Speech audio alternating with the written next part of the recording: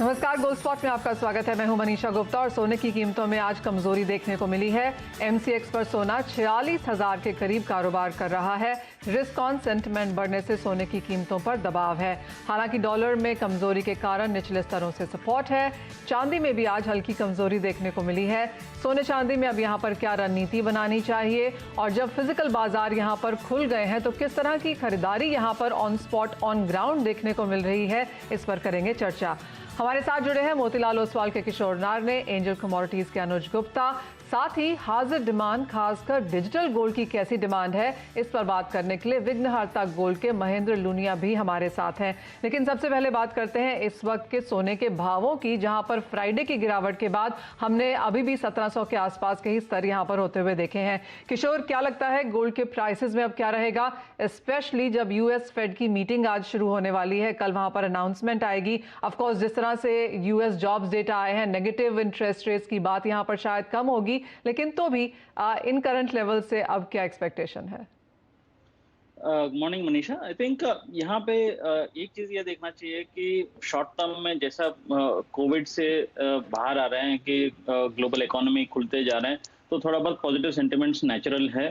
But ये जो सच से हम लोग दूर नहीं जा सकते हैं कि बेसिकली बहुत बड़ा लिक्विडिटी मेजर्स, मतलब unprecedented liquidity across the globe आने वाला है। वो जो पैसा जो ट्रिकल डाउन हो जाएगा सिस्टम के through, then it creates at least central banks को लगता है कि वो एटलीस्ट कुछ डिमांड क्रिएट करे।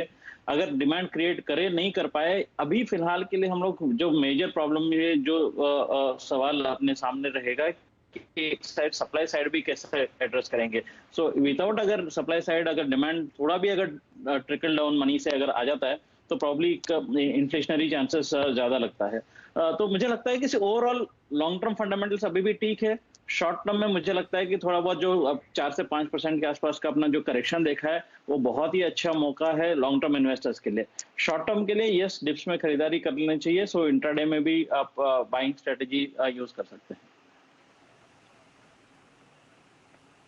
तो शॉर्ट टर्म में डिप्स मिल सकते हैं और उस डिप्स को यूज करना है लॉन्ग टर्म के लिए खरीदारी करने के लिए गोल्ड में, और ये इंट्राडे की स्ट्रैटेजी आपके सामने शेयर की गई है। लेकिन हमारे साथ विघ्नहर्ता गोल्ड के महेंद्र लूनिया भी बने हुए हैं। अब एक उनका आउटलुक ले लेते हैं कि क्या सिनेरियो अभी दिख रहा है लॉकडाउन खुलने के बाद। महेंद्र जी नमस्कार। सर, सबसे पहले तो यही बताइए कि जो लॉकडाउन जैसे जैसे ओपन हो रहा है, हालांकि भी बहुत इनिशियल स्टेज है, बट फिर भी जो इनिशियल ट्रेंड्स हैं वो कैसे दिख रहे हैं, क्या एक्सपेक्टेशंस आपकी हैं, क्या व्यू है अभी लॉकडाउन खुलते हुए जो हमारे सामने कस्टमर या ग्राहकों की जो आवाजाही हो रही है, उसमें ज्यादातर लोग आज के डेट में गोल्ड बेचने के लिए देख रहे हैं, क्योंकि उन्हें पैसों की थोड़ी सी डिमांड नजर आ रही है।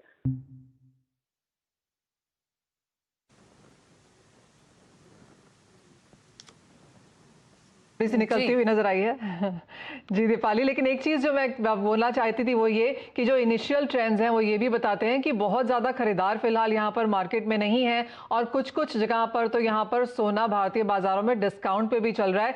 $30-32 के डिस्काउंट की यहाँ पर बात हो रही है, जो कि 2 महीने का हाइज है। सो क्लियरली खरीदार बाजार में नहीं है, और इसलिए जो ऑफर्स हैं हम बुलियन ट्रेडर्स या डीलर्स की तरफ से आता हुआ उसका असर यहाँ पर बनता हुआ देख रहे हैं। अनुज, आपको क्या लगता है, क्या सोने में आगे जाके क्या भाव रह सकते हैं?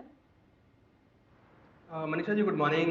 देखिए, अगर हम डॉलर इंडेक्स की तरफ देखें तो ऑलमोस्ट 4 महीने के लो लेवल पर ट्रेड करता हुआ दिख रहा है, 97 के नीचे है। तो कहीं ना कहीं उससे गोल्ड सिल्वर को सपोर्ट मिल सकता है। हालांकि यहाँ पर फिजिकल मार्केट खुलने के बाद थोड़ी सेलिंग प्रेशर यहाँ पर देखने को मिला है, बट जिस तरीके के राइट्स हम यूएस में देख रहे हैं और जिस तरीके से डॉलर में वीकनेस है, हमें लगता है कि गोल्ड में बाय और डिप्स की स्ट्रेटेजी रहेगी। तो जो करेक्शन मिला है, हमें लगता है कि एक अच्छा अपॉर्चुनिटी रहेगा बाय करने के लिए।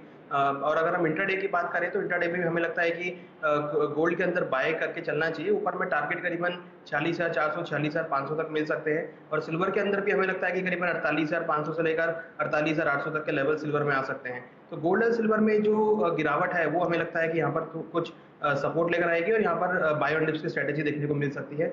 डॉलर में वीकनेस का सपोर्ट गोल्ड सिल्वर को यहाँ पर मिल सकता है। महेंद्र लुनिया एक बार फिर से हमारे साथ मौजूद है। महेंद्र जी, जैसे कि आप बता रहे थे कि लोगों को पैसों की जरूरत है, इसलिए गोल्ड बेचने वो आ रहे हैं, खरीदारी की डिमांड इनफैक्ट नहीं दिख रही है। तो यही बताइए, एक तो ट्रेंड अभी क्या है, और दूसरा ये कि अगर गोल्ड वो बेचने आ रहे हैं तो हाजिर बाजार में फिर प्राइसेस का क्या, प्राइसेस को लेकर के एक्सपेक्टेशंस, जैसे कि मनीषा जी ने भी शुरुआत में मेंशन किया कि डिस्काउंट में भी प्राइसेस देखने को मिले हैं, तो अभी क्या सिनेरियो है इधर? जी हाँ, अभी जो हम देख रहे हैं, अभी कस्टमर आ रहे हैं कि गोल्ड बेचने के लिए, साथ ही कुछ एक कस्टमर एक इन्वेस्टमेंट का जरिया भी देख रहे हैं, ये अपॉर्चुनिटी भी लेना चाहते हैं, लेकिन ज्यादातर कस्टमर आ रहे हैं उनके पैसों की डिमांड के लिए और बेचने के लिए। तो अभी के जो रेट है हाजिर भाव में, वो एक अराउंड 46,800-900 के चल रहे हैं आज के डेट में, और वहां पर काफी सारे लोग बेचने के लिए आ रहे हैं, जो हमें दिखाई दे रहा है आज के डेट में। महेंद्र जी, डिजिटल गोल्ड की अगर बात करें तो लॉकडाउन में हमने यहाँ पर इस पैटर्न को डेफिनेटली यहाँ पर बढ़ते हुए देखा है, चाहे वो ETF है, डिजिटल गोल्ड है, सॉवरेन गोल्ड बॉन्ड स्कीम में भी यहाँ पर इन्वेस्टर्स के नंबर्स बढ़ते हुए नजर आए हैं। क्या अब यहाँ पर बेस बेहतर हो रहा है? आपको लगता है और ज्यादा लोग यहाँ पर अब कंफर्टेबल है, एक्सेप्टेंस है अब डिजिटल गोल्ड के लिए बाजार में?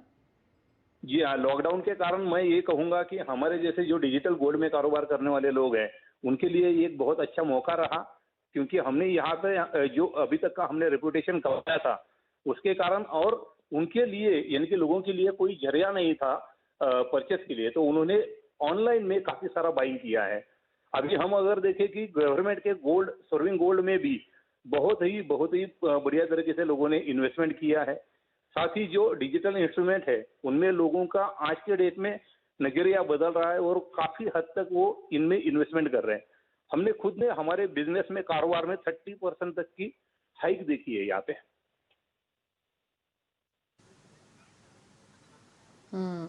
बिल्कुल। तो यहाँ पर डिजिटल गोल्ड के ट्रेंड्स फिर भी बेटर रहे हैं, ये महेंद्र जी एक्सप्लेन करते हुए। चलिए, शुक्रिया सर आपका बातचीत करने के लिए और बताने के लिए इनिशियल ट्रेंड्स क्या बनते हुए दिख रहे हैं। लेकिन हाँ, जो प्राइसेस पर हमने आउटलुक लिया, दोनों एक्सपर्ट्स का जो स्ट्रैटेजी हमने ली, उसके हिसाब से एक चीज़ तो क्लियर है कि अगर डिप आपको मिलता है MCX पर, तो वो एक खरीदारी का मौका होगा।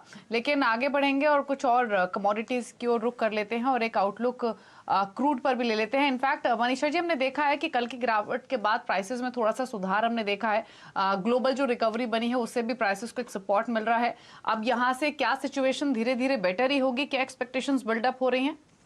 जी हाँ दीपाली, कच्चे तेल में जो पॉजिटिव्स हैं आई थिंक वो काफ़ी हद तक इन द प्राइस हैं, लेकिन ब्रेंट में हम $40 के ऊपर अभी भी कारोबार कर रहे हैं, तो वो चार्ट्स के लिए यहाँ पर पॉजिटिव है। बाजार में अब स्पेयर कैपेसिटी बढ़ रही है, एक्सेस सप्लाईज अभी भी यहाँ पर है, लेकिन जिस तरह की डिमांड रिकवरी है उसका फ़ायदा हमने यहाँ पर आते हुए देखा है। दो इंपॉर्टेंट चीज़ें, एक तो ये कि ओपेक एलाइज ने ऑफकोर्स यहाँ पर आउटपुट कटौती ज़रूर बढ़ा दी है, लेकिन जो एडिशनल आउटपुट कट्स हैं वो यहाँ पर नहीं होंगे। और इसके अलावा सऊदी अरेबिया ने जो प्राइसिंग है एशियन कस्टमर्स के लिए, वो 2 डेकेड्स में सबसे ज़्यादा बढ़ाई है, तो बाजार की नज़र इस पर भी रहेगी। इंडियन डिमांड सिनेरियो FY 2021 के लिए यहाँ पर कम किया गया है, लेकिन चाइना के नंबर्स हमने यहाँ पर फिर भी बढ़ते हुए देखे हैं, तो एक्स चाइना रिकवरी अभी भी थोड़ा सा क्वेश्चन मार्क है, लेकिन ये बाजार भी काफ़ी हद तक US फेड की मीटिंग का ही इंतजार करेंगे, ओवरऑल ट्रेंड्स वहाँ से आएंगे।